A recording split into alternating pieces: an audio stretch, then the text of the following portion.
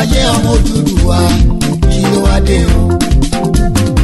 ọmọ aláṣọ tó wá wá kìsà, ọmọ ẹlẹ́ran tó tún wá ń jẹ̀bù. ẹ̀wọ̀n ọmọ onílé tó ń sùn tàbí ẹ̀rù, àsìkò ti tó a ò fẹ́ mọ́ o. ẹjẹ́ lọ́rọ̀ kan lẹ́nu káṣọ ń gbogbo papọ̀, ká má ṣe ra wa lọ́mọ ìyá Haúsá. ìṣọ̀kan Yorùbá, òmìnira Yorùbá, ọwọ́ èmi àti ẹ̀ṣà ló wà. ìṣọ̀kan Yorùbá, òmìnira Yorùbá, ló jẹ́ wá lógún àsìkò ti tó.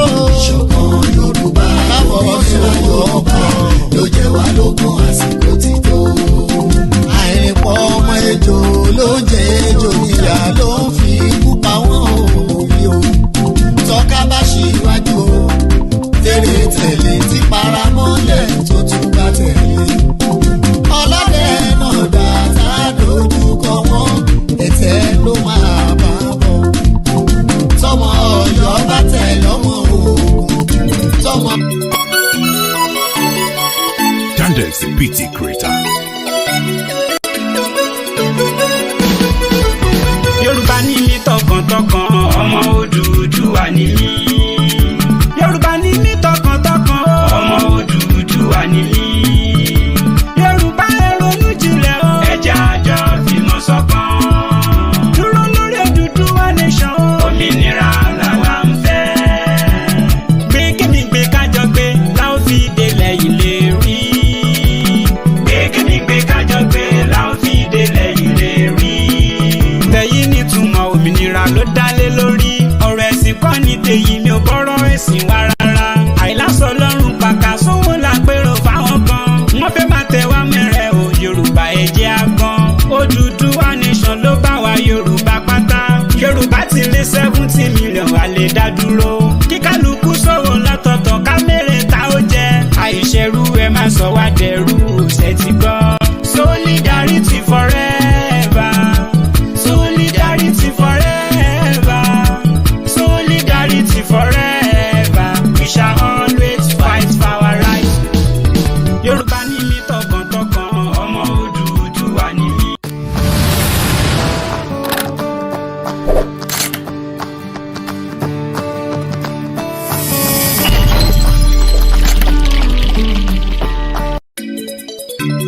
a kì í ṣe ẹrú nítorí pé ọmọ aládé òun náà ní gbogbo wa. mo kí Terry ọmọ Àlàbí pé ẹ káàbọ̀ sórí ètò wa fún tòní. bẹ́ẹ̀ náà ni mo kí Oòduà, ṣé Oòduà ti dé? mo kí ẹ̀yin náà, ẹ dákun ẹ bá wa ṣètò yìí káàkiri, ẹ bá wa pín, ẹ jẹ́ kó kárí ilé, ẹ jẹ́ kó kárí oko. ìmọ̀ ọmọ yín Omoboriowo òun náà ni mo tún dé lónìí. a ò mà kì í ṣerú torí pé ìran bàbá tiwa òun náà ni aládé.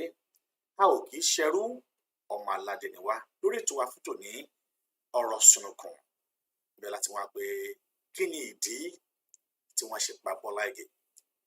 kí ni ìdí tí wọ́n ṣe ń pa àwọn ènìyàn jàǹkàjàǹkà ní ilẹ̀ Oòduà? kí ni ìdí tí ikú ṣe ń pa àwọn ènìyàn wa? màmá wa Alhaja Idayat, ẹ ṣé káàbọ̀ sórí, ẹ dákun ẹ bá mi ṣètò yìí káàkiri. ọ̀rọ̀ sunukun òun náà lọ̀rọ̀ tó wà nílẹ̀ yìí.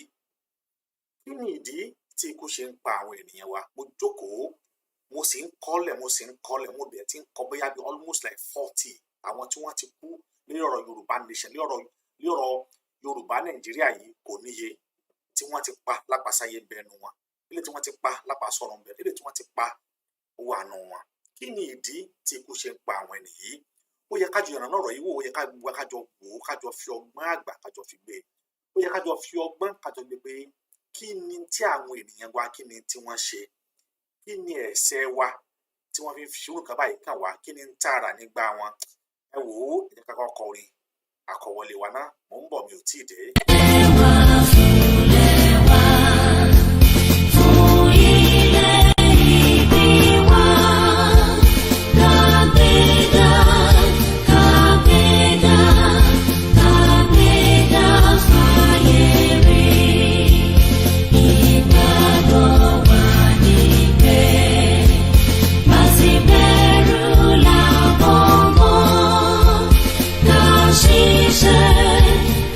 She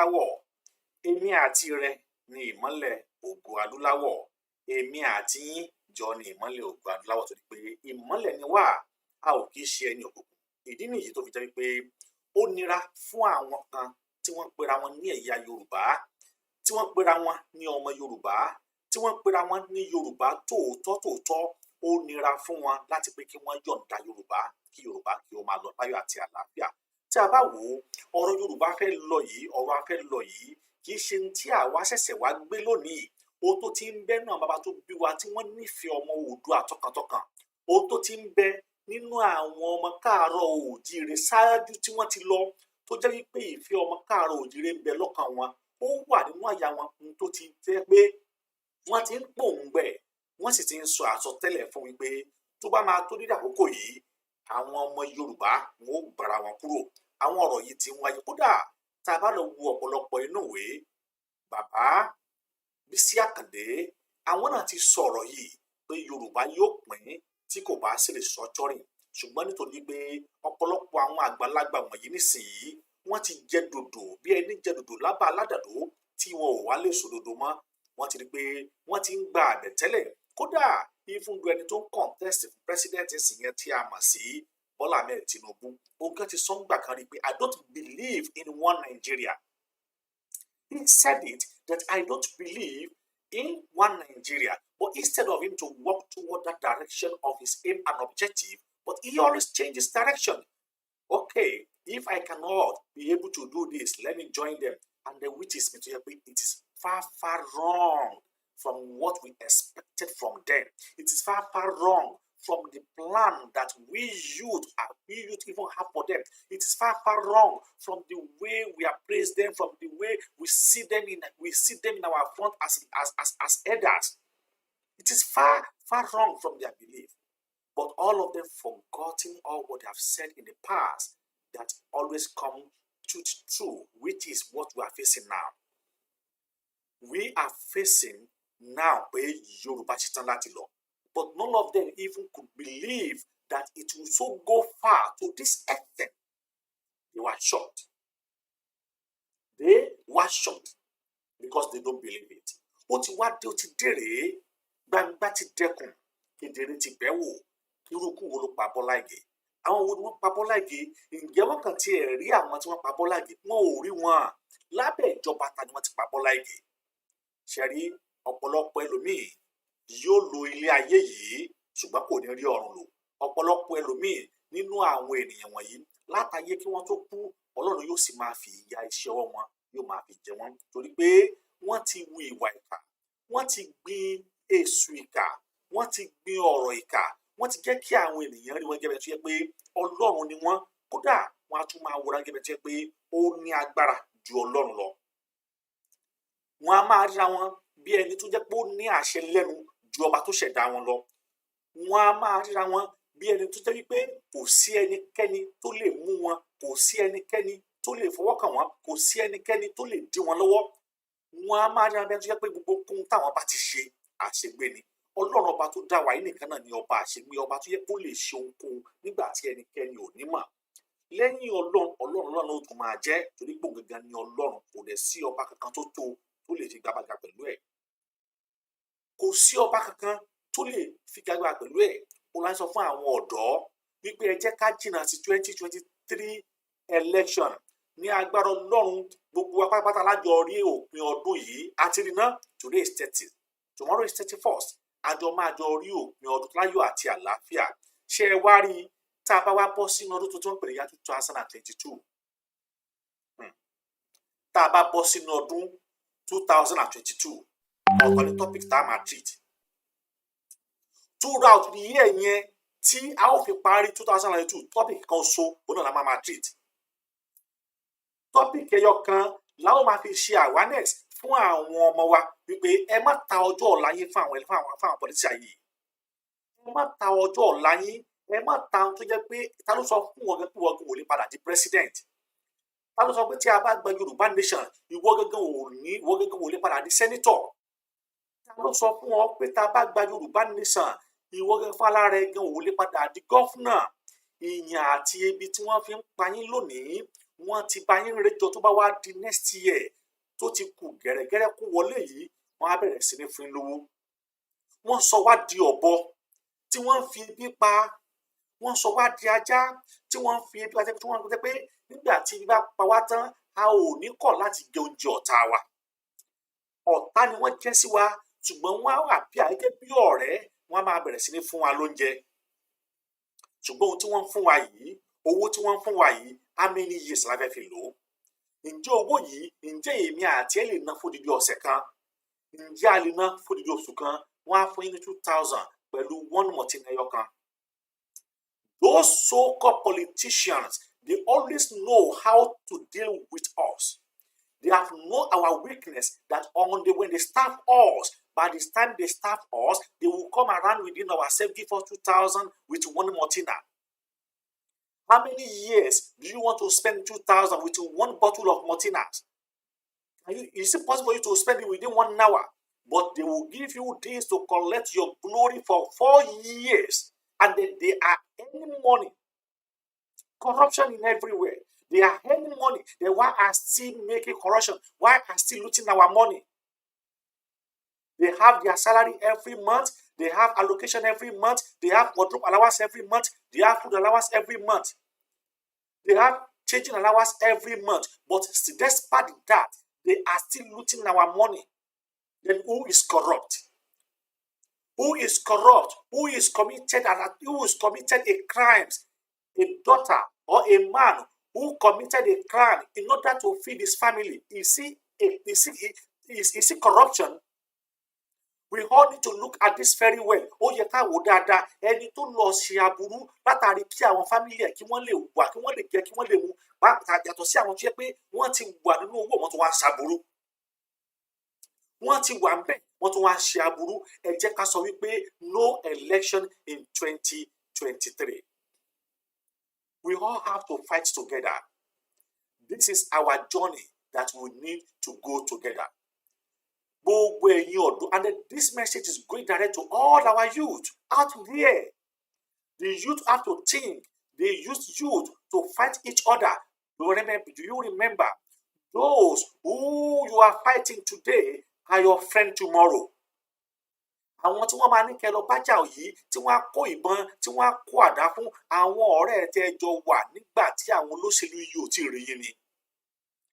Àwọn ẹbí tí ẹ jọ wà nígbà tí àwọn olóṣèlú yìí ò tí ì rí yín ni. Àwọn ọ̀rẹ́ tí ẹ jọ wà nígbà táwọn olóṣèlú yìí ò tí ì rí ẹni. But nígbà tí wọ́n ní di help ẹ, wọ́n wá bẹ̀ pé gba ìbọn, gba àdá, àdé lọ máa pa àwọn ẹni tí wọ́n jẹ́ àwọn èèyàn. Ìwọ náà wá bẹ́sù bẹ̀gbà. O ò ronú wò lẹ́ẹ̀mejì. Orí ẹ ò pé, ọpọlọ ẹ kú. O ò rò wípé game of destroy ni wọ́n bẹ́ play. With little armor tí wọ́n bá fún yín, maybe 500,000, maybe 200,000, maybe 100,000. How many years do you want to spend this money? How many years do you want to spend this fucking money? But as a matter of fact, when you present yourself in a good way, you can be more better than them in everywhere. You can be more recognized than them in everywhere. But kí náà ṣe fún wa lónìí? They know how to cruise us. They know how to squeeze us. They know how to twist our brain. Àwọn olóṣèlú tí wọ́n bẹ bọ̀wọ́ lónìí, it is because they have an objective. You will see them around you today. You will see them around you tomorrow. Even though the youth among them are so corrupt. The youth among them, which we are thinking that they will have initiative, which we are thinking that they are good, which they are thinking that they have freedom of speech, they are also corrupt. We are living in a corrupt era. Then why are we corrupt? This is a question that we need to ask ourselves. Why the nation is so corrupt? It is because we don't have a nation. Yoruba man, you don't have a nation. Igbo man, you don't have a nation. Hausa man, you don't have a nation. That is why we are corrupt. We all need to go for the research. Research about Nigeria. What is Nigerian?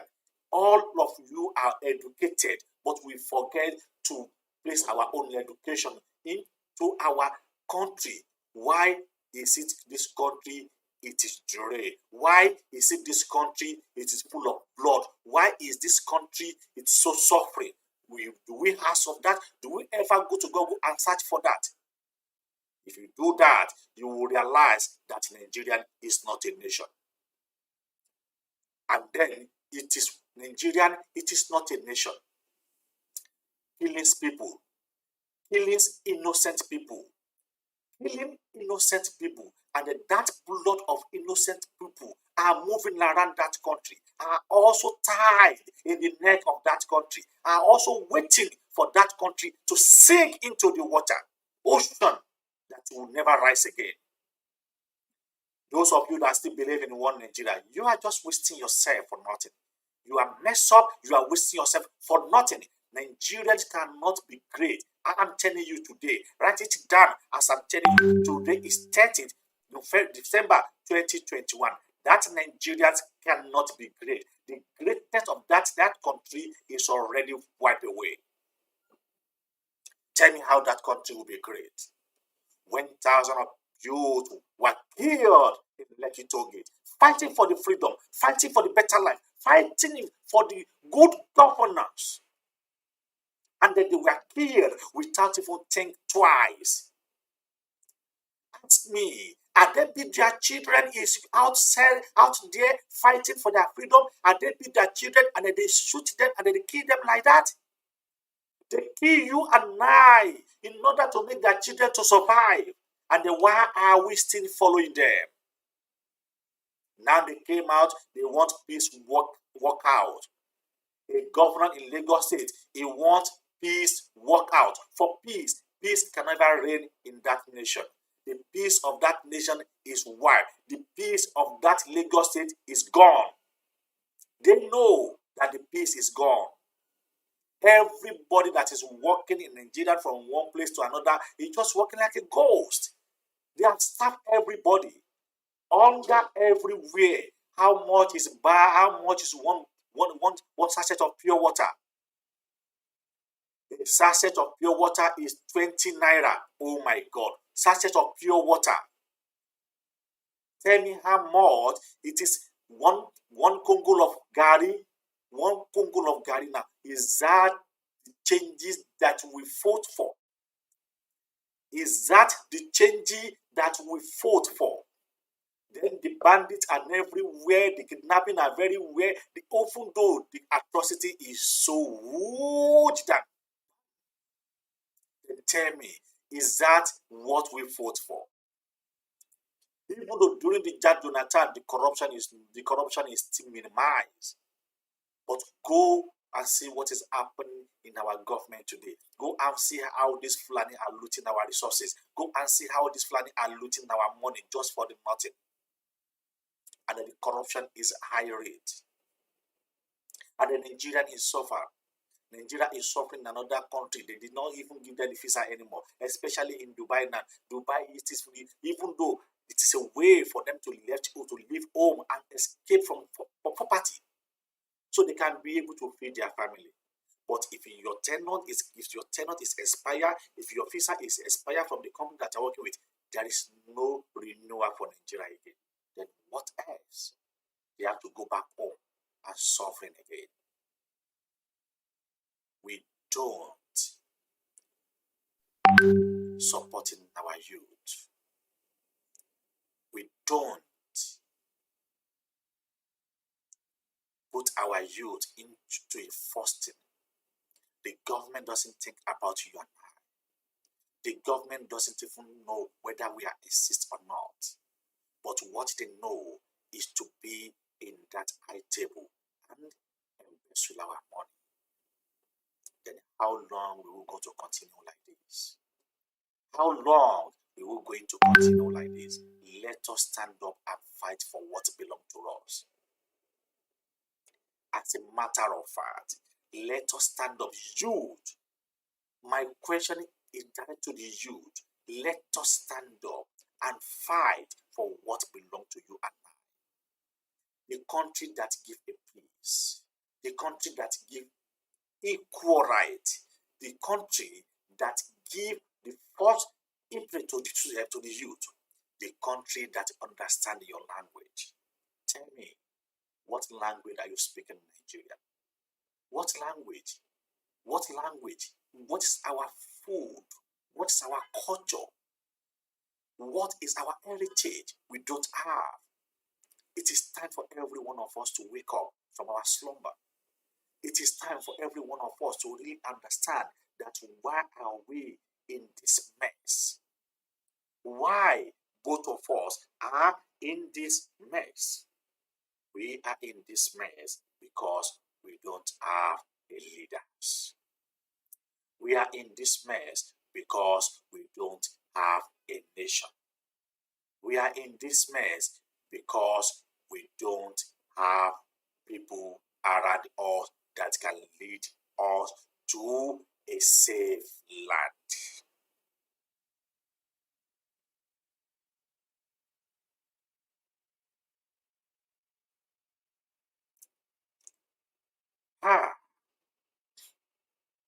It is so serious.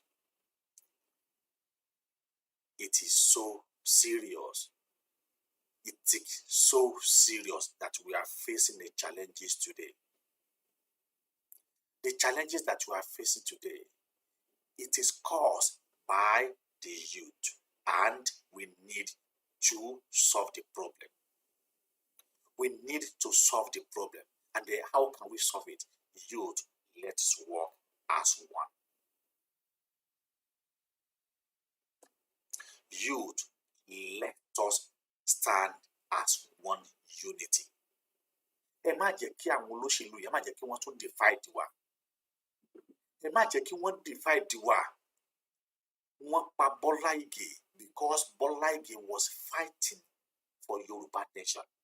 Bola knew that Yoruba nation will emerge.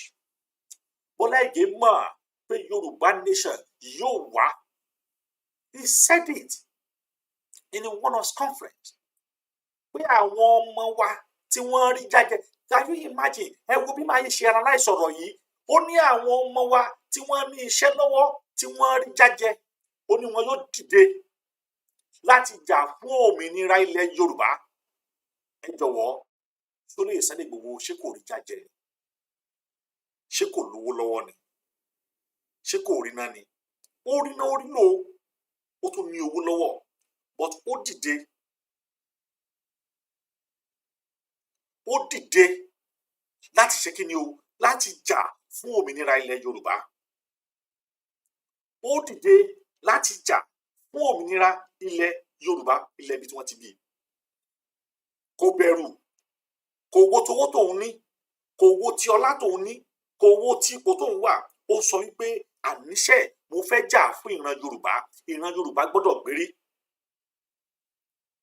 Ó wá dìde láti jà fún ìran Yorùbá ní gẹ́gẹ́ bí Bọ́lá yìí sọ pé àwọn tí wọn yóò dìde, àwọn tí wọ́n ní owó lọ́wọ́ ni. Ó sì dìde láti jà fún ìran Yorùbá. Ẹ jọ̀ọ́ bá mi ṣí ètò yìí, ẹ jọ̀ọ́ torí t'Ọlọ́run. Wàsíù Akínlẹ́yẹ, ẹ bá mi ṣí ètò yìí. Gbogbo ẹ̀yin tí wà lórí ètò pẹ̀lú mi, mo kí yín, ẹ kú ìfọmọnìyàn ṣe. Màmá mi Ọládélé Jùmọ̀kẹ́, ẹ bá mi ṣí ètò yìí. Ẹ jẹ́ káwọn èèyàn tó ń dàpọ̀ mọ́ wa kó tún jù báyìí lọ. Ẹ bá mi ṣí ẹ̀, because ó yẹ ká jọ kọ́ ọgbọ́n. Tó bá àwọn ìwé kan wà táwọn máa kà fún wa, tẹ́ bá lọ, ẹ tó bá ní àwọn ìwé kan tó jẹ́ wípé when you read it, you will understand why Nigeria cannot be great. It's not bí a bá ń ṣépè fún country yẹn. It is written from the generation of that nation, from the creation of that nation, but that country can never be great. Wallahi, even though ẹ jẹ́ ká tún lọ gba àwọn pastor wa, tó bá jẹ́ bẹ́ẹ̀ kí ló dé táwọn pastor yóò ti rí ṣe láti yẹjọ́ yìí.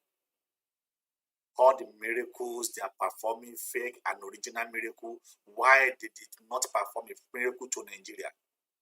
All our Alpha do this, yeah, Allah, why did not even do it to Nigeria? Because they know that Nigeria cannot be great. They know, wọ́n mọ̀ pé kò lè ṣeé ṣe ni Nigeria ò lè dá. Let us say the fact. Let us stand on that fact. Nàìjíríà ò lè dá yálà ẹ gbàgbọ́ abẹ gbàgbọ́ ẹ ló wá gbàdúrà ó yá gbàdúrà lórúkọ Jésù gbogbo ogun tó ń jà no níbo ni wàhálà ti bẹ̀rẹ̀. Àwọn kan wà tó jẹ́ pé wọ́n á ṣe wàhálà. They will just wake up, say, Wala Wakiba, they will just Jesus Christ, and then they are going to their work, and then they are perfect. The country is so good. Wọ́n jẹ wọ́n dẹ̀ mu, ọkàn wọn dẹ̀ balẹ̀. Ọlọ́run fún wọn ní ọkàn balẹ̀ ní country wọn. Wọn ò dẹ̀ ní nǹkan méjì tí wọ́n ń ṣe. Torí pé wọ́n ní àlàáfíà. Ìjọba wọn fi ètò tó nítumọ̀ ìjọba wọn fi kalẹ̀. Ìjọba wọn fi ètò tó nítumọ̀ ìjọba wọn fi sílẹ̀. Ètò tó nítumọ̀ wo ni ìjọba Nàìjíríà fi kalẹ̀ fún èmi àti ẹ?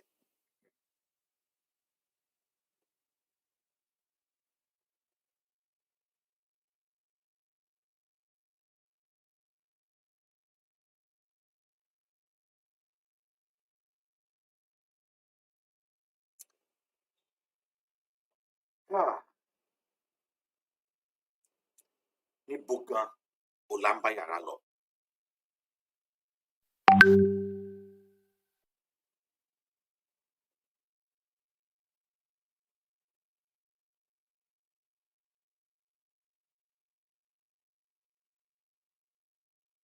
Níbo gan la wá ń bá yàrá lọ?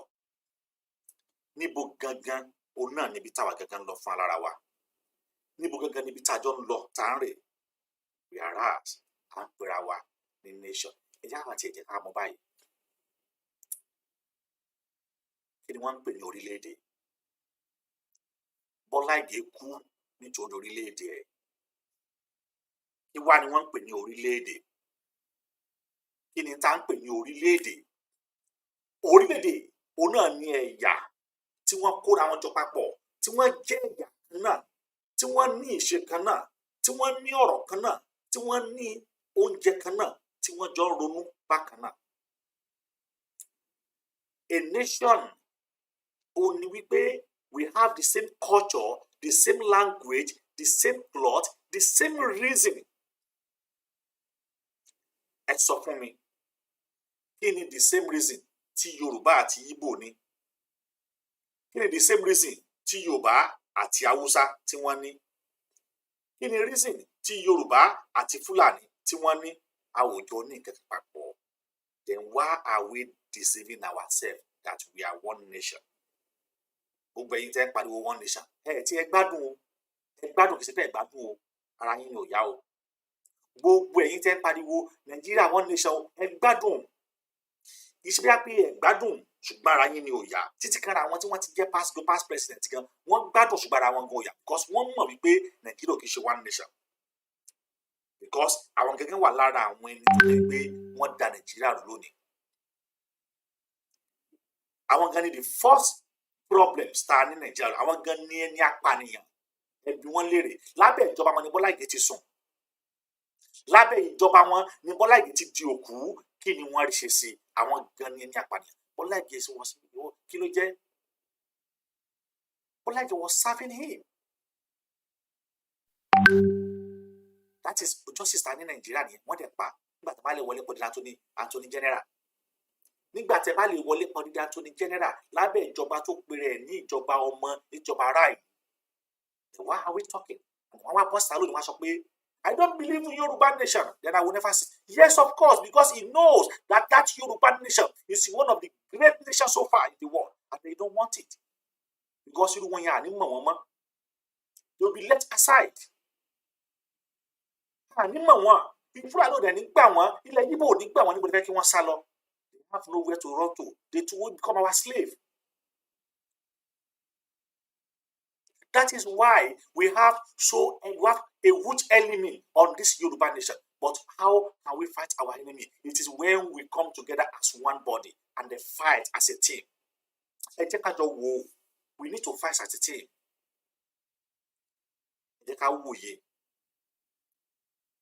Sí ejò. Wọn ò gbà fún ara wọn. Àìgbà fún ara wọn yìí ó ní ò jẹ́ kí wọ́n níyì láwùjọ àwọn ẹranko. àìgbà fúnra wọn yìí ni ò jẹ́ kí wọ́n níyì láwùjọ àwọn ẹranko. Ṣèbí ò gbà fọ́ká, ọkọ gbà fún gbogbo. Àìgbà fún ara wọn ni ò jẹ́ kí wọ́n níyì láwùjọ àwọn ẹranko. Ṣùgbọ́n ẹ jẹ́ ká wò lónìí. Ìkan pawọ́pọ̀, ìkan mọ́lé, ìkan ń ṣe ìjọba. Ẹ jẹ́ ká fi ti kí ṣàpèjúwe. Níbo ni kán ti rí omi tí wọ́n fi ń kọ́lé? Elédùmarè ọba nìkan ló mọ̀.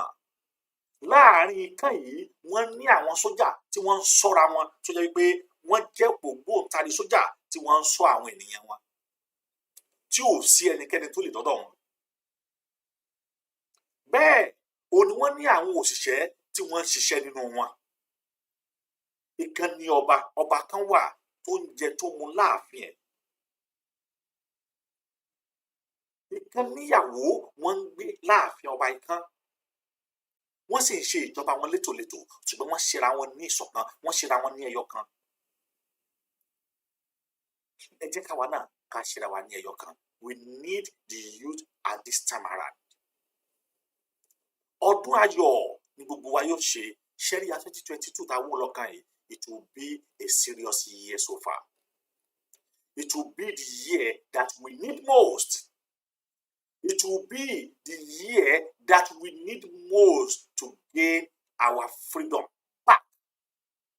Freedom tí èmi àti ẹ ló lè fún wa nísinmi, ló sì lè fún àwọn ọ̀tá wa níbànújẹ́.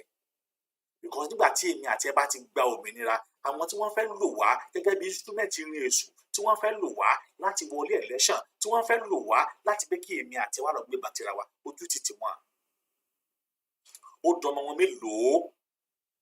Ó di ọmọ tí wọ́n mélòó tí wọ́n ti tì síwájú? Ó dọmọ tí wọ́n mélòó tí wọ́n ti tì síwájú ìjà? Wọ́n sì pa àwọn ọmọ wa ní Lẹ́kí, wọ́n dẹnu wọn légbodò. I'm telling you, tí n bá sọ fún yín, you will be surprised number of people tí wọ́n ti pàdánù just for nothing. Ẹ jẹ́ ká lọ gbá research. Báwo iye àwọn ọmọ wa wo ni wọ́n ti waste dànù? Iye àwọn ọmọ wa wo ni kú ti pàdánù, ni wọ́n ti pàdánù? Mo kọ sílẹ̀ bí àwọn tó kẹ́ pé wọ́n ti pa wọ́n dànù. I'm counting almost like 25 láti bí. Tí wọ́n waste lára àwọn ọmọ wa dànù for nothing, because they are fighting for their nation. Wọ́n rí pé Yorùbá ni wọ́n sì rí pé Yorùbá mú láyà wọn. Wọ́n dẹ̀ pa wọ́n. Ṣé Kúdírát Abíọ́lá ni ká sọ ni? Ṣé Abíọ́lá ni ká sọ ni? Victor Banjo ṣó ní ká sọ ni? Kọ́mẹ́sítù Ògúndípẹ̀ sáwọn ní ká sọ ni? Adékúnlé Fájuyì ṣó ní ká sọ ni? Arótilé ṣó ní ká sọ ni? Ibrahim Taiwo ṣó ní ká sọ ni? Túndé Ìjàgbọ́n ṣó ní ká sọ ni? Akíntúndé Akíntinúwá sáwọn ní ká sọ ni? Olú Ọ̀nàgúrúwà sáwọn ní ká sọ ni? Bọ́lá Ìgè sáwọn ní ká sọ ni? They kill them. There are many in this book. There are many. I have them a lot. Then when you see ẹ̀rù á bà yín pé kí ló dé tí wọ́n ṣe ń pa àwọn ènìyàn wa? Kí nìdí tí wọ́n ṣe ń pa wọ́n? Gbogbo òru wípé wọ́n ń pa wọ́n nítorí pé wọ́n ń wá ìgbésí ayé tó rọrùn fún èmi àti ẹni. Àti wọ́n ti wá ń gbé bọ̀ látọjọ́ tó ti pẹ́. Àmọ́ àsìkò yìí olóbùn, àsìkò yìí olójú wá ẹ̀ṣẹ̀ wàhálà wípé irọ́ lẹ pa, ilé ìtẹ̀mú wa lẹ́rù tító. Ó wáyé kí èmi àti ẹ̀wá ìkájọ fight ni. Bọ́lá Ìgè sọ àwọn ọ̀rọ̀ kan kó tó di pé wọ́n pa bàbá yìí. Ẹgbọ́n tí bàbá yìí wí nínú àwọn ọ̀rọ̀ tó sọ yìí. Ìdí nìyí tí wọ́n ṣe dẹ́mi Bọ́lá Ìgè ilé gbòdò.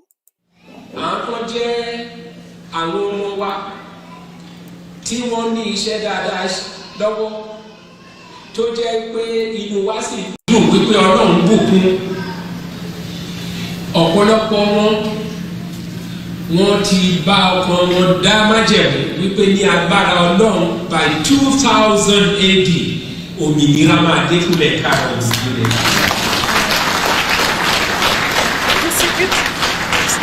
Èmi sì mọ̀ dájú wípé Ọlọ́run Oòduà, Ọlọ́run Ọ̀rànmíyàn, Ọlọ́run Ọbáfẹ́mi Awólọ́wọ̀, Ọlọ́run Adékúnlé Ajáṣin,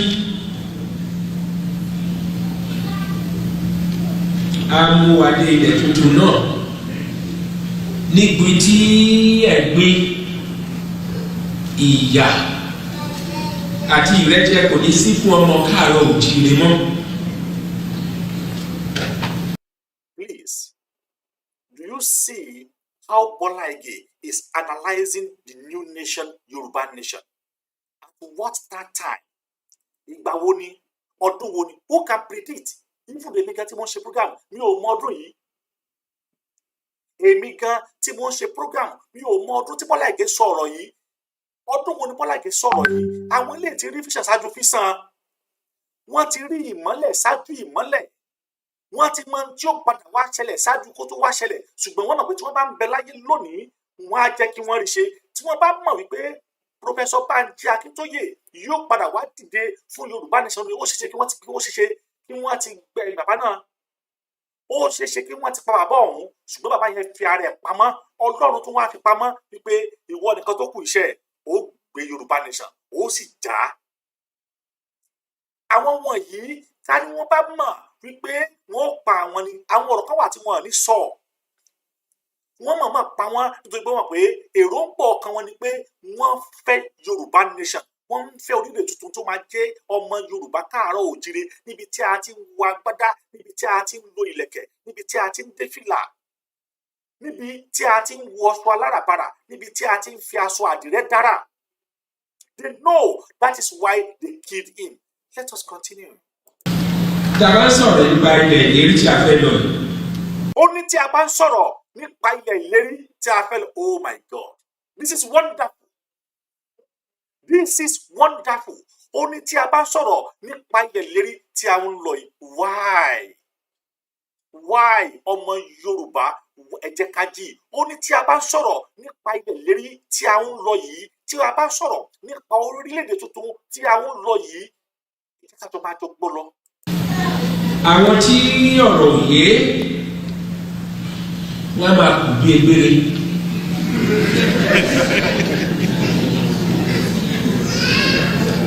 Lójú àwọn egbére tí mò ń wí, ó dàbí ẹni pé ohun ẹ̀yẹ ni kí ènìyàn máa wà nínú ẹ̀gbin, nínú ìyà, nínú ìrẹ́jẹ.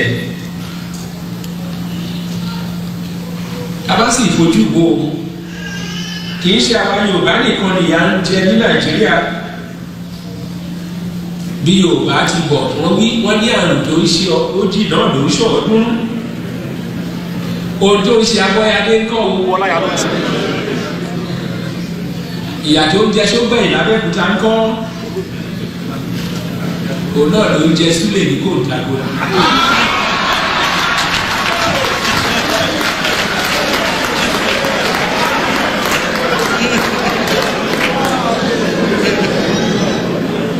Èmi tó bá ń pa bàbá múlò ní Adó Èkìtì kọ́ tí ó yàtọ̀ sí èyí tó ń pa Ìkejùkù ní Abakaliki. Nígbà tí mo sọ Ìkejùkù ní ìsìn wá rántí tí wọ́n láyé ló ń jẹ́ kí rántí o. Nígbà tí a wà ní Òbúgà ẹ̀yin náà àti gbọ́ olóyè Akíntọ́lá ló ń pe ọ́gà ní Òbúgà. Ó wá polongo ẹgbẹ́ NNDP lẹ́sà òkè ló ń bí ọjà wa ẹ̀kẹ́ tó bá ti kọjá ẹ̀sà wípé ẹ̀ lọ sókè bẹ̀sì. Ilé àwọn Ìkejùkù ló.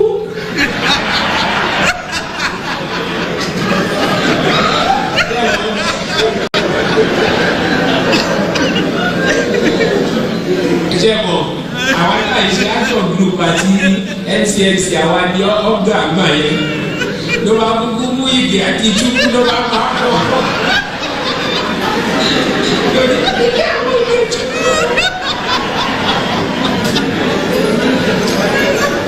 Mi mọ̀ bóyá Bọ́lájí wà ní tí Bọ́lájí bá wà ní kó gbọ́ ilé yìí o torí tó bá di ọ̀rẹ́ mi á sọ fún ẹ. Jìmọ̀ Akíntọ́lá ó lọ sí òde ló wá ní wọ́n máa sọ men of integrity bẹ́ẹ̀ làwọn kan wà ní tí wọ́n integrity o.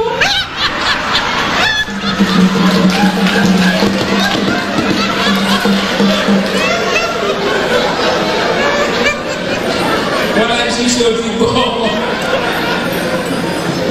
ṣùgbọ́n yẹn Àkúrẹ́ ìlú àwọn olú àti fásọ̀rọ̀ tí lélẹ̀ ìṣẹ̀lẹ̀ ìbákíjọ́lá ló ṣe campaign. Gbogbo ẹni ọwọ́ sí kó lọ́wọ́ sókè o. Gbogbo wọn lọ́wọ́ sókè. Gbogbo ẹni ọwọ́ sí kó lọ́wọ́ sókè. Gbogbo wọn ọwọ́ ni mo ti ń bọ̀ ní mo rẹ́ ní ajá sí.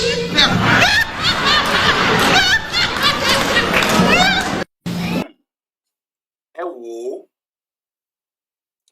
àwàdà ní padà fi ọ̀rọ̀ yìí ṣe gbẹ̀yìn ṣùgbọ́n òtítọ́ ọ̀rọ̀ ó ti jáde lọ́tọ́ àbáyé sọ wípé ìlú tí kò sí fún ẹ̀gbin, orílẹ̀-èdè tí kò sí fún ìyànjẹ, orílẹ̀-èdè tí yóò dádúró gẹ́gẹ́ bí olùtẹ́ pé yóò nípa láwùjọ, òun náà lórílẹ̀-èdè ilẹ̀ Oòduà jẹ́.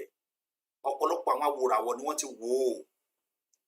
Ìdí gangan lèyí táwọn British gan ò ṣe fẹ́ ká lọ. We are just talking. They cannot listen to us, but we will definitely live out of that country.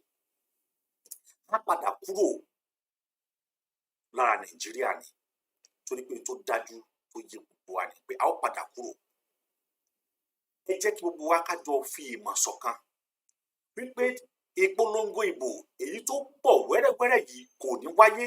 Bí wọ́n bá ń polongo ẹ̀, ó yẹ kájọ máa lọ sọ wípé kò ní ṣeé ṣe ni. Àwọn wo ni wọ́n fẹ́ lò? Ṣé fámìlì wọn ni wọ́n fẹ́ kó síbẹ̀ ni? Ṣé bí àwọn ọ̀dọ́ yìí náà ni wọ́n máa fún lówó tí wọ́n á ní ká jáde wá? Àwọn ìyá kan wà tó jẹ́ pé inú ebi ni wọ́n ti ń jẹ ń sìn. Àti jẹ́jẹ́ mẹ́ta lójú wọn dọ̀ràn sí wọn lọ́rùn. Àsìkò yìí ni wọ́n wá rìnnà rí yín, màmá ẹ gba 10,000, ẹ gba 5,000. Wọ́n á bẹ̀rẹ̀ sí ní fún yín ní owó fẹ̀mí rẹ̀ mí. Ẹ̀yin náà rò pé ẹ ti rí fà, ẹ bẹ̀rẹ̀ sí ní gbà á, ẹ máa lọ wọ́de, ẹ sọ pé ebi owó tó fún wa ni, á lọ o, ẹ wà kọrí bẹ̀, ẹ lọ máa jójó fò. Owó tẹ́ ń gbà yìí, ọdún 4 lẹ́tọ̀ fi jìyẹ. Ẹ tún jìyẹ fún another 4 years. Wá ìtẹ́sí kú jẹ́ ká kú jọ jà á, kájọ pa ibi yẹn mọ́nà sìn ín, ká sì gba òmìnira. Ṣé bẹ́ẹ̀ yẹn àgbàlagbà lẹ sọ wípé múra sí iṣẹ́ ọ̀rẹ́ mi. Iṣẹ́ tá a bá ní gangan la fi ń dẹni gíga. Tí a kò bá rẹ́ni fẹ̀yìntì, bí ọ̀lẹ làárí. Tí a kò bá rẹ́ni gbẹ́kẹ̀lé, ṣé bí a máa ń tẹpá mọ́ṣẹ́ ẹni ni. Bàbá tó bí mi lè lówó lọ́wọ́, ìyá tó bí mi lè lẹ́sìn lẹ́ẹ̀kan. Ní tí mo bá ti gbójúlé wọn, mo tẹ́tán yẹpẹrẹ ni. Àwọn olóṣèlú tẹ́ ń gbójúlé yìí, èmi àti ó padà wà tẹ́ yẹpẹrẹ ni. Tá a bá tètè ronú wa wò ní kíákíá báyìí, tá a pe àárọ̀ àti ọ̀dọ̀fin inú wa, tá ò bá wọn sọ̀rọ̀ ìjìnlẹ̀, tá ò fi ọ̀rọ̀ ìjìnlẹ̀ lọ̀ wọ́n pé ohun tá a bá ta ní kókó, kókó náà ni wọ́n fi tú. Ohun tá a bá dì lọ́fàfà, ọ̀fà ni wọ́n ti tú. Ẹ jẹ́ gbogbo ẹ jẹ́ ká jọ gbà pé Yorùbá nation must stand. Ẹ sọ fún nílé, ẹ sọ fàlejò, ṣẹ́yìn náà ti rí ìdí tí wọ́n ṣe dẹ́mi Bọ́lá Ìgè légbodò. Bọ́lá Ìgè ti sọ àsọtẹ́lẹ̀, ó ní Yorùbá nation yìí, ó ní yóò wáyé, ó ní àwọn tọ́rọ̀ òye, ó ní wọn ó rò wípé kí ni à ń ṣeré ni. Ó ní àwọn tí wọn ò understand ọ̀rọ̀ yìí, wọ́n á rò pé kí ni o, wọ́n á rò wípé we are just joking, but we are not. We are really serious to have that nation.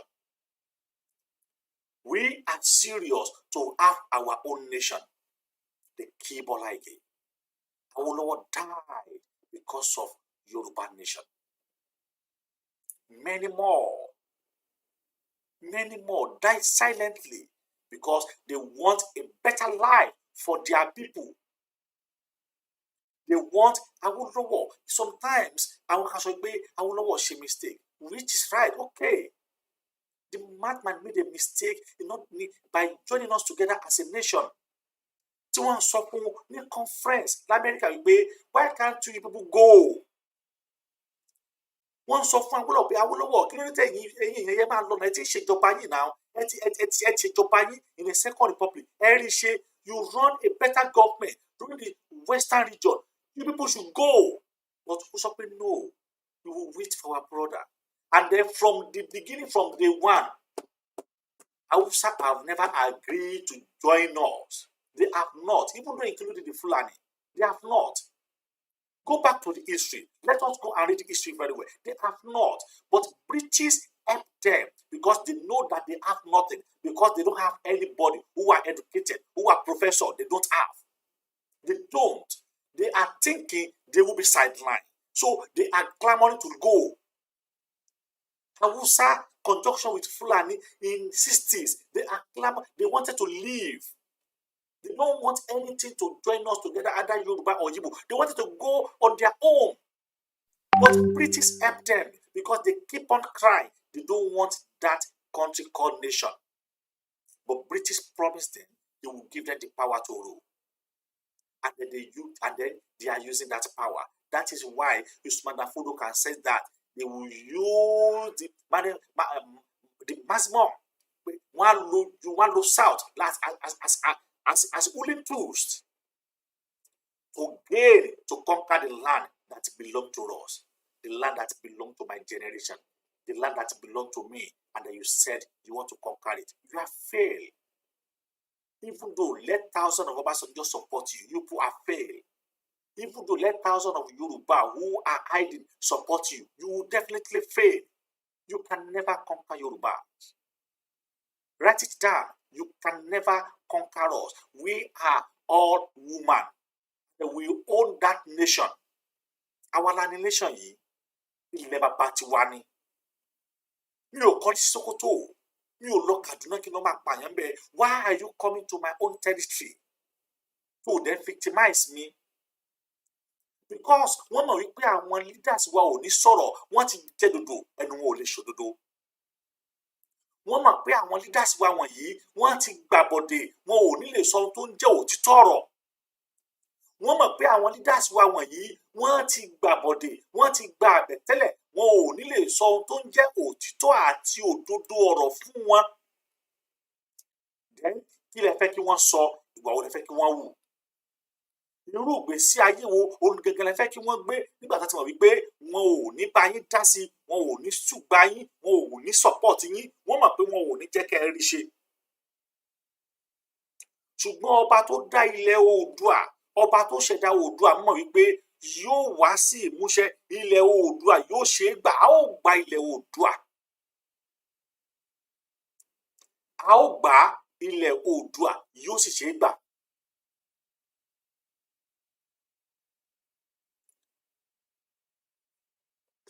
Ìgbà míì tẹ́ ẹ bá wò lọ àwọn èèyàn tí ikú ti pa yìí, ẹkún á sì máa gbọ̀n mí wípé àwọn ọmọ wa ni wọ́n ti ṣèṣekúṣe yìí. Àwọn ọmọ wa ni wọ́n ti waste life. Àwọn ọmọ wa ni wọ́n ti waste life wọn wọ̀nyí. Àwọn tó yẹ kó jẹ́ ògo ọ̀la wa. Àwọn tó yẹ kó fight for that freedom that we are fighting for today. Ọlọ́run ní pé ká nírú bàbá tó wá ń jà fún wa ń sìn.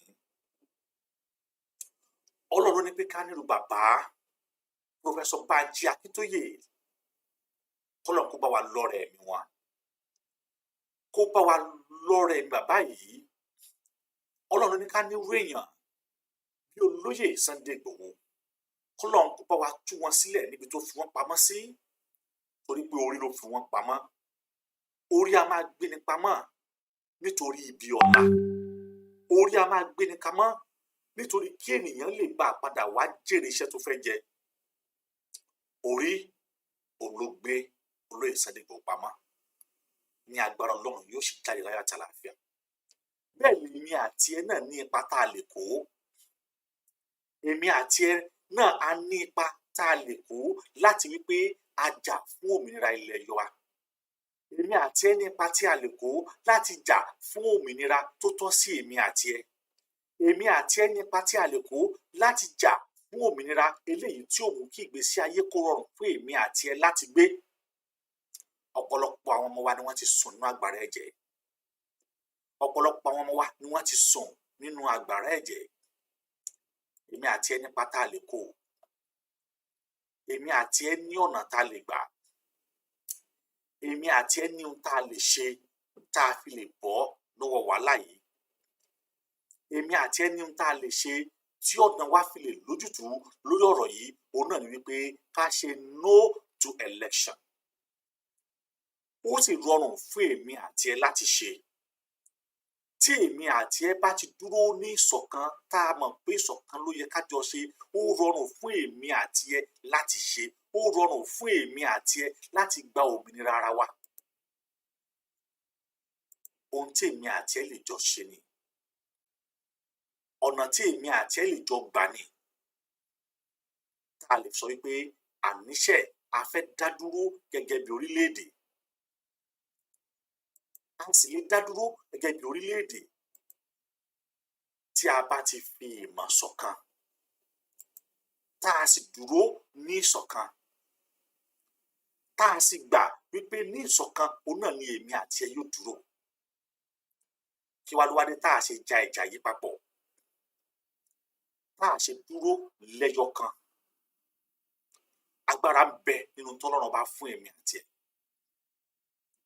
Agbára wà nínú tí Ọlọ́run bá tó jọ fún èmi àti ẹ. Torí pé Ọlọ́run bá mọ̀ wípé ọ̀kan ṣoṣo òun náà ni wá. A ò dẹ̀ gbọ́dọ̀ yapa ẹ̀sìn. A ò sì gbọ́dọ̀ yapa ara wa. A ò sì gbọ́dọ̀ gbà kí àwọn wọ̀nyí kí wọ́n fi wá ṣe willing tools. A ò gbọ́dọ̀ gbà. A gbọ́dọ̀ jọ dúró láti rí pé a ja ìjà yìí. A jọ dúró ní ìṣọ̀kan. A jọ dúró ní ẹyọ kan. A ò gbọ́dọ̀ jẹ́ kí wọ́n tún lò wá. A ò gbọ́dọ̀ jẹ́ kí ìmọ̀ Fúlàní kó tún jọ lórí wa. A ò gbọ́dọ̀ gbà kí àwọn Fúlàní wọ̀nyí kí wọ́n tún rí wa kọ́ńkà, kí wọ́n lo àwọn tí a mọ̀ sí ẹ̀dá wa, kí wọ́n lò wọ́n against wa. Ó yẹ kí èmi àti ẹ jọ jà, ká jọ dúró ni. Ọ̀pọ̀lọpọ̀ ẹ̀mí ló ti sọnù látàrí wípé a fẹ́ gba Yorùbá nation. Ọ̀pọ̀lọpọ̀ ilé àwọn aláìṣẹ̀ ni wọ́n ti gba ẹ̀mí wọn látàrí wípé a fẹ́ gba Yorùbá nation. Ṣùgbọ́n kí wá ní ọ̀nà tí èmi àti ẹ lè gbà? Báwo ni èmi àti ẹ ṣe lè gbà? Ọ̀nà wo lè èmi àti ẹ gbà lè gbà? Òun náà ni ká ṣe no to 2023 election. Òun náà ni ká sọ wípé no to 2023 election. A sì lè ṣe. Èmi àti ẹ lè ṣe. Èmi àti ẹ a lè ṣe. Ẹ wò ó, èmi àti ẹ lè ṣe.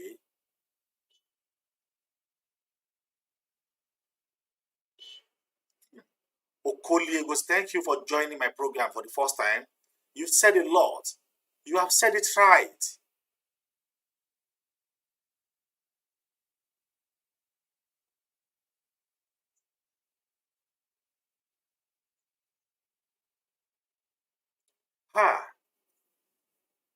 Ohun tí arákùnrin yìí, ẹ jẹ́ kí n sáré ka mẹ́sẹ̀jì tí wọ́n sọ yìí. Ó ní wípé, good evening, brother. Why can't you join Nigerian Youth Democratic Party with community democracy, with community democracy system of government, which each state will have their autonomy president, and every community of the state will have their governor, and the president of the Nigeria will be part to all autonomous president. This political will end insecurity, end unemployment, and injustice, and policy brutality and poverty. My brother, that is your aim and objective. You are right. Your aim and objective, it is good. Whatever that you do in that country, it can never be prosper. Just go write it down. Let the innocent man who have never committed a sin, who is unique, let it be Nigeria president. It can never succeed because that is a problem. The problem is not about joining the youth democratic parties. The problem, it is not about having a new political parties. The issue of that country, it is constitution. The problems of that country, it is constitution. Nigeria was sealed on a keg of powder. Constitution is the most problem. It is not about people. Do you ever understand why we call ourselves Nigerian? Are you the one who said you want to be Nigerian? Okole, Ugu.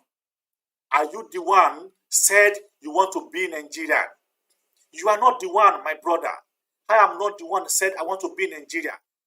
They named us in that Nigeria at the 1914 amalgamation by Lord Lugard. Lord Lugard's wife, Aromo, is the one who named us under the trade by batters.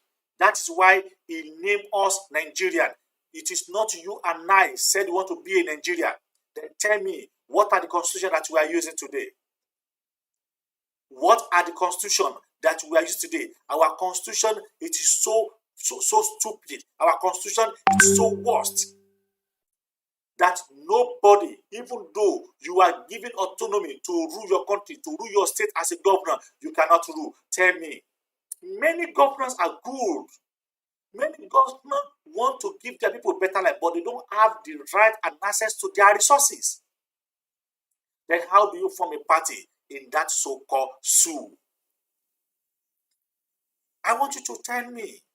If you can call in, please, my number is there. Call in, let us discuss. I love interactive program. How do you want us to be in a one nation, a nation that doesn't give equal right to everybody? They find a gold in Safara. They mine a gold in Safara. They sell a gold in Safara, and then they return money back to Safara. Tell me, Okole, Uzo, maybe you are from the Niger Delta, maybe you are from Benin, maybe you are from Igbo. Now tell me, the petrol they are taking from your state, are they refine it in your state? Are they return the money back to your state? No.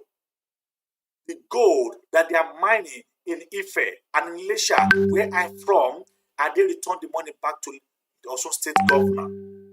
They are not return the money back to Osun State governor. The money is going directly to the federal government. But now they have gold in Zamfara.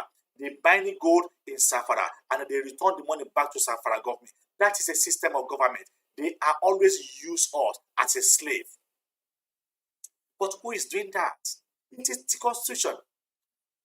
And they tell me, they did not allow Southwest, they did not allow South to make their own constitution. But tell me, the Hausa state have their own constitution called Sharia constitution.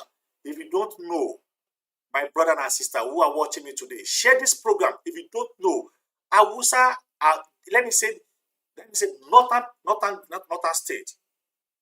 The whole northern state have already extracted themselves from Nigeria.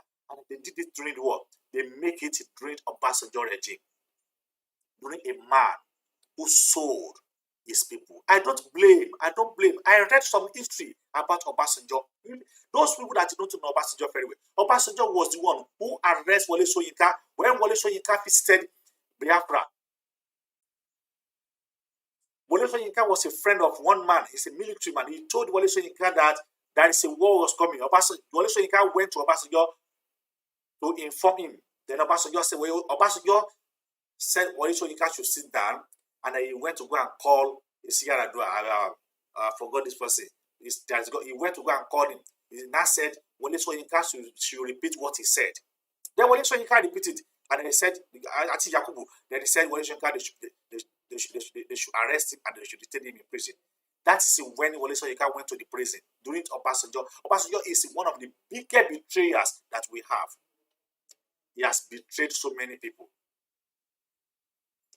He has betrayed so many people. We just call it our father, our father, our father. Our father who have sold us. The father who have sold us. And I will always praise him today. We praise him nothing of it. It is an irrelevant man so far. When I read so many history about him, I count that man as a useless.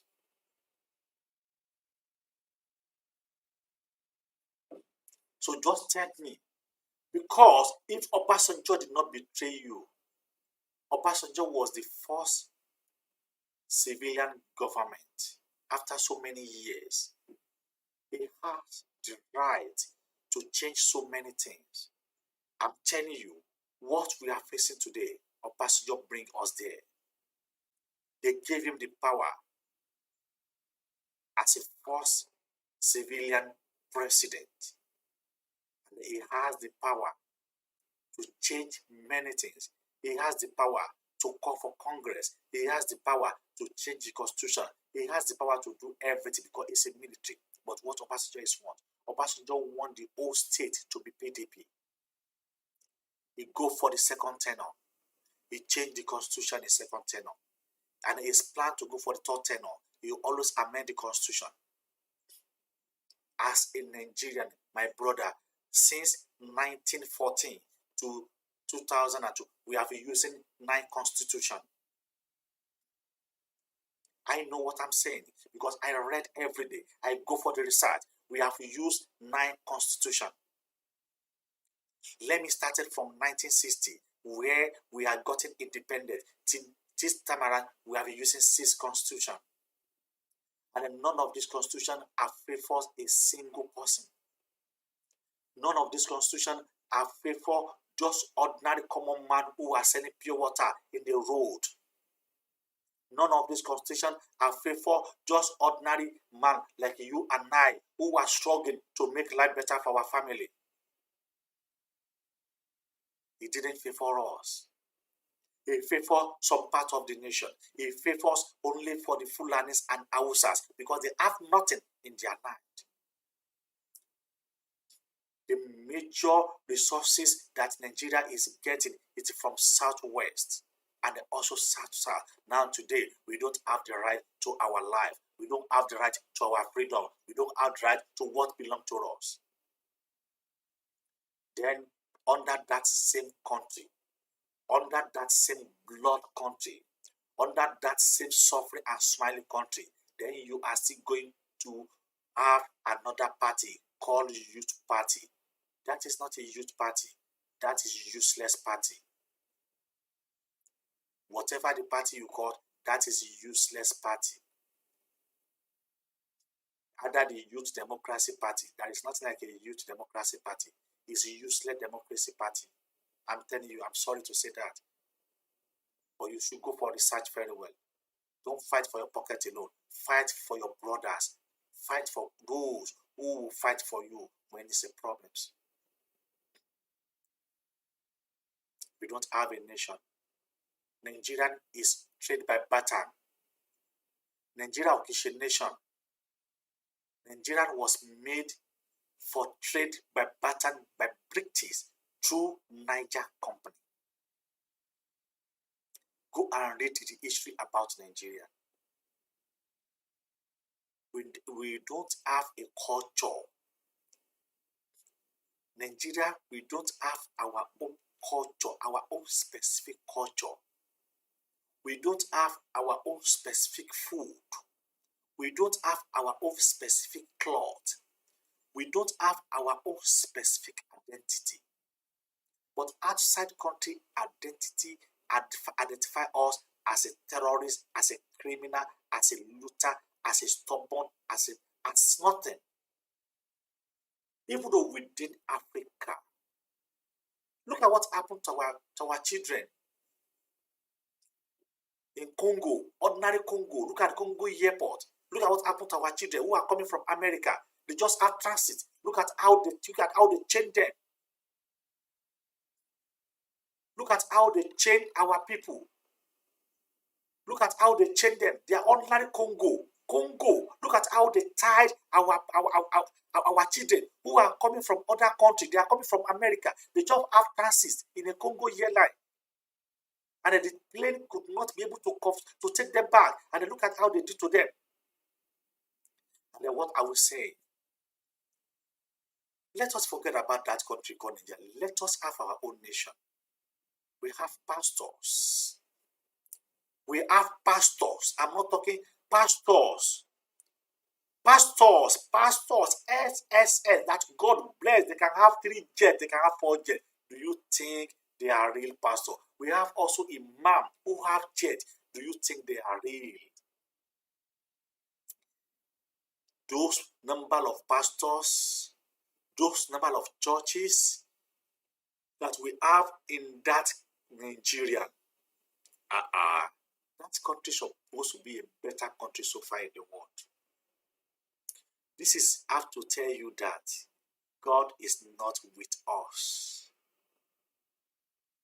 This is how to tell you that God, it is not with that country. We have many churches. I'm talking about the churches. Churches, pastors, afars, imams. But they are praying. Maybe this person is joining this program. I will bring him up. Hello, please wait. I will bring you up. Yeah, please, brother, I'm bringing up.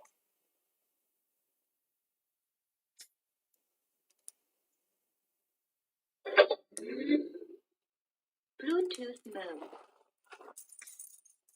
I want to bring this person up. Maybe you have something to say before I close this program. That is how we are created. We have millions of pastors. We have billions of churches and with members who are fasting. Mo lè sọ pé torí wọn gan, ó jẹ́ pé ọ̀pọ̀lọpọ̀ ìbínú Ọlọ́run gan ò tíì dé. Because people are so religious. When we talk about the religious, people are so religious in that nation. They believe that the only thing that can make us proper is that religion. They believe, but it is not. Kì í ṣe religion ló máa gbà wá. Kì í ṣòun ló máa assist wa. Kì í ṣòun ló máa help wa.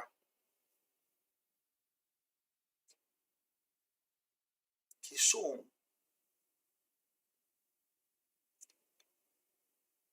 Kì í ṣe religion níbi tá a bá dé ló máa ràn wá lọ́wọ́. Ọmọ tó bá sípá, òun náà ni wọ́n ní òbí ẹ̀ máa ń bá sípá ni. A ní láti ṣí apá wa. A ní láti dìde.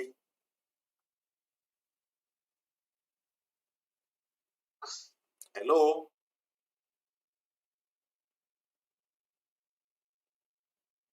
Hello? Hello? Hello? I think my caller call off. I want to bring this person in before we round up for today's program. Kì í ṣe òun. I need láti wà ní ìṣọ̀kan. Hello, the caller. Good evening, sir. Good evening. Your name, please, and where you are calling This from. is Mr. Matthew Okole. Mr. Matthew Okole, thank you very much for joining me on this show. I read your comment. Do you think it will work out?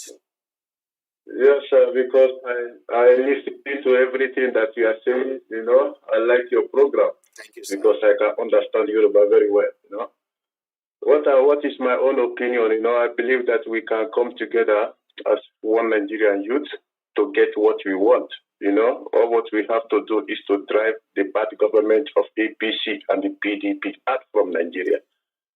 That is our aims and objective by forming this Nigerian Youth Democratic Party. Yeah, you are right, because I will say that you are right, because that's your opinion. I don't disagree with someone's opinion. But to me, how do you think it will work? Do you remember someone else, Sowore try it? Do you get my point? I say But if you look at Sowore, you will know that Sowore is not straightforward, Sowore didn't fight for Nigeria. Sowore fight for himself. That is exactly what we have to look. When you look at when Jonathan was in power, you know what Showore did. You see the protest Showore carried about Jonathan. You see everything. Everybody You know, did that. Showore is just the problem of himself. He doesn't think about Nigerians. He's thinking of himself. That is why we doesn't support him. Only person that we are going to support is somebody that come out with community democratic system of government. Let everyone go and take care of himself. Who is that because person? If you say that you want to divide the country, let Igbo go, let Yoruba go, let Hausa go. Are we going to go with empty-handed? No. We have to start from somewhere. We have to come together first as one Nigeria and make sure we drive the bad government of Nigeria out and create new Nigeria. That is what we believe. That is why we created this our political party, NYDP.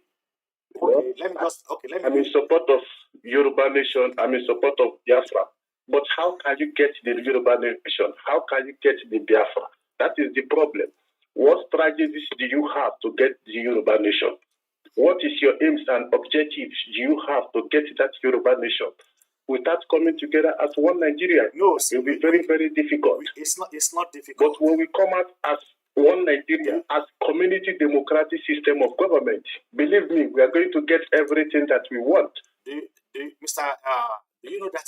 know why it is not difficult for Yoruba nation to pull out from that nation?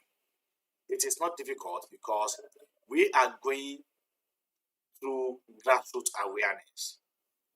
If you understand, to tell our people this is what we want. And let me just give you one instance. What is the strategy that we are going to use to get that Yoruba nation? Look at the strategy. Is my question. Our strategy is this. We will always use our people to make it work. In what sense? In this way. We will go by grassroots awareness. As I'm telling you now, let me just put it that 99 people of Yoruba understand that Yoruba is growing. But the strategy that politicians are using is to starve them so that they don't have the right over themselves. When they starve you, they bring little money, then you collect it, then you vote for them, then you down to their toes. But as a nation, which is how we call it Yoruba, we are doing a grassroots awareness, which will come up by next year. Our awareness will be so super. We will let our people understand that so many things that will pile. We have already piled up. The issue about Nigeria. How do we become Nigeria at initial stage? We are not making it only those who are educated. Those who are not. For you, how we become Nigeria? Nobody give us Nigeria. In 1936, NYP, all the whole state in this house. Before we get this Nigeria, nobody gave us Nigeria. We came together, Igbo, Hausa, Yoruba. We came together as one to become one Nigeria because we won the whole parliament seat in 1936 when they formed NYP. The party that was Nnamdi Azikiwe become the president in 1960 is under Nigerian youth. You know, they want all the seats in the house. That is why they become one Nigeria. Nobody give us Nigeria. That is the mistake many people doing. If you go to your research, I would like you to research this what I'm telling you now. In 1936, what happened in 1936 till 1943. Till 1960, before Dr. Nnamdi Azikiwe take power under Nigerian youth. All right. You know, we want all the parliament seats, Yoruba, Hausa, Igbo. They want all the whole parliament seats to become one Nigeria. Let me ask you this question. You said Youth Democratic Party. Then, what are the strategies do you want to use to flush this bad government out of the seat? Thank you very much. Do you have that resources? Our strategy that we want to do, community democratic system of government. Let everyone go and take care of themselves. That is our strategy. Every state will have their autonomous president. Every community will have their own governor. Sir, because we believe that if you want Nigeria to be great again, we have to start from the communities. Hello, that is our strategy. Now, let me come in. You are saying this when you become or when your party win the election. That is only where you can achieve all what you are saying. When my party win the election. Yes, that is where you can. When our party win the election, that is where change the constitution of Nigeria and make it community democratic system. That is area. But if you look at the Western world, here in Spain, I live here in Spain. I live in Madrid. It's here in Spain. The whole state have their own autonomous president. Of course, yes. All the community have their. Even the way I'm living. That is the system. Even the way I'm living. To introduce to Nigeria. Even the way I'm living, all states have their own autonomous. They have their own police. They have their own way of life. Thank you. Why can't us make Nigeria like this? Because they won't. Because if they see, that is why I said, let us go back to the research. You said it research. They won't. Tell me, what are the Northern is generating? Tell me. They use all that state to survive. And that this was done during the British government. In the 60s. Northern, they have nothing to provide. They will come to Lagos. They will take the money from Lagos and Southwest, Lagos, Ibadan. They will take the money and sustain the northern side. At that time, northern people, they wanted to pull out of country. They wanted to go out of Nigeria. But because they believe that they will be sidelined. This is real, I'm telling you. But what happened? The British promised them that it will allow them to rule. They favored them with all the constitution and what we have today. The constitution. Yeah, I understand. The British promised them they will allow them to rule because the northern side they rejected common Nigeria for the first time. They said they doesn't want to become one Nigeria. They want to be on their own. We Igbos and the Yoruba that forced them to join Nigeria. Not Nigeria. The owner of Nigeria is the Igbos. Are the owner of Nigeria. Igbos are the owner of Nigeria. We beg the Northern, the Hausas to come and join us so that we can become more big. That is why. That is why Igbo betrayed Awolowo. The Asikwe betrayed Awolowo because maybe at that time, I know that you people much about the history also. He betrayed Awolowo when during the election. He followed. It is the one who followed Hausas because Awolowo was even called in to join hands together to be elected. But because Igbo and because he was educated and he thought, Asikwe thought, he can manipulate Igbo, he can manipulate Hausas. That is why he followed them. But they turned back on him. You know the history also. Yes. You are right. Nanda Zikiwe think that he can manipulate the Hausas because we are the people that brought them to Nigeria. Yes, because Hausas, they are not Nigerians. The owner of Nigerians is Igbos and the Yoruba. Now, we ask Hausas to come and join us. So it's very, very easy for us to drive them if you want to drive them. They don't have anything. But bringing them together will help Nigeria to make Nigeria strong. And then, if you look at Nigeria today, in the Second Republic, when Awolowo was a prime minister of Western region, tell me, the first university in the whole Nigeria, it's the University of Badam. The first one in the whole Africa. Adebe was in East Side. Yeah, also. Awolowo in the West. In the West. Yakubu Kuban in the South. The only survivor it is Yibo and Yoruba. Not that they are not survivors. There's nothing they can talk about. There's nothing they can even point. Many things. Even I'm telling you, the stock exchange that Nigeria is used now, it's Lagos Stock Exchange. We go deep in history. Tell me what this president have added to what Awolowo have created in 60s. They didn't add anything to it. The Nigerian embassy that we are using in the UK, it is also by Yoruba embassy who already built Awolowo. They spoil everything. That's why I'm not criticizing you. If it can work out in the way, then okay. Come out with your own blueprint. Let's see your own blueprint. Let's see how it is work. But how do we take this cabal out? Because those cabal, they have a wing. How do you take them out? That is why we have to come together and elect one person to become the president of Nigeria so that we can create community democratic system of government. You know, from there we have to create many laws, you know, many constitutions. The referendum will be there. You know, if you want to have your Yoruba nation, you have to be referendum. Everybody have to vote for it. First of all, you have to consult Yoruba people. Are they really want to be asked from Nigeria? You hear from them first. That is what before you can consult it in national Nigeria. That is what you know. But now we haven't consult anything referendum in Yoruba nation to hear about Yoruba. Are we really want to go as a Yoruba nation, or are we want to remain in Nigeria? This is also the same problem that the Biafran are having. That is why we are calling for the election in Biafra. So they really know that if the really Igbos, are they want to live in Nigeria, or they want to become a Biafra, or they want to become Nigeria. That is why we have to come together as one. To take the government first and enforce the government. You will see that Biafra nation, they have at least they have their first seat, they have their second seat now for the referendum. Then they postpone the case till January. Do you hear about that? That the case is already set up in Nigeria. No, because there is nothing like a referendum in Igbo land, and nobody has spoke of referendum. But the case is already in court. They already have a 2-seat.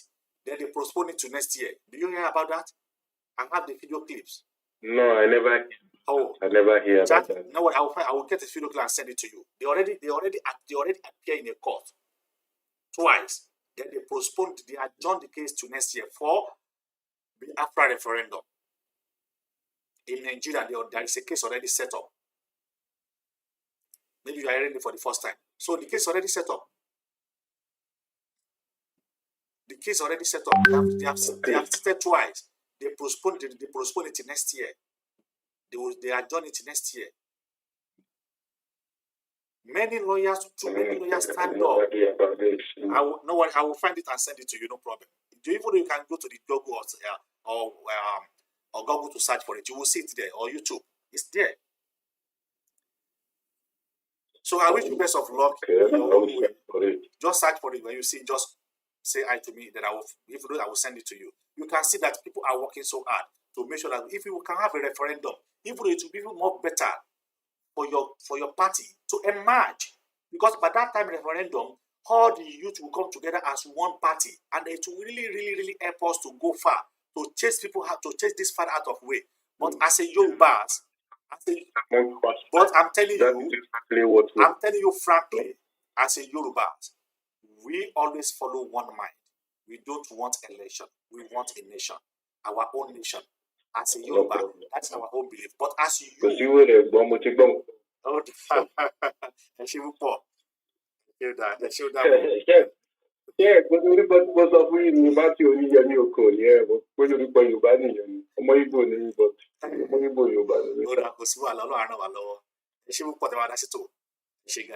so much. Thank you. Ọlọ́run yóò ràn wá lọ́wọ́ kọ́lọ́run kó jẹ́ ká gbà èyí táwa ń fẹ́ òun náà ní orílẹ̀-èdè tuntun tí a mọ̀ sí orílẹ̀-èdè Yorùbá, ìyẹn Yorùbá nation. Yorùbá wọn ló wo ní kí a pè jẹrán pẹ́ lẹ́nu àmọ́ ń fọ̀nà fún òun náà ní òjẹ́ láṣẹ Elédùmarè títí di ọgbà míì tí a ó tún máa pàdé láṣẹ Ọlọ́run ire kó máa tẹ̀lé wa lẹ́yìn. Ọdún ayọ̀ wọn náà gbogbo wa yóò ṣe, a ò ní ṣe ọdún ìbànújẹ́ o. Mo kí o gbà pé ó dàbọ̀ ká tún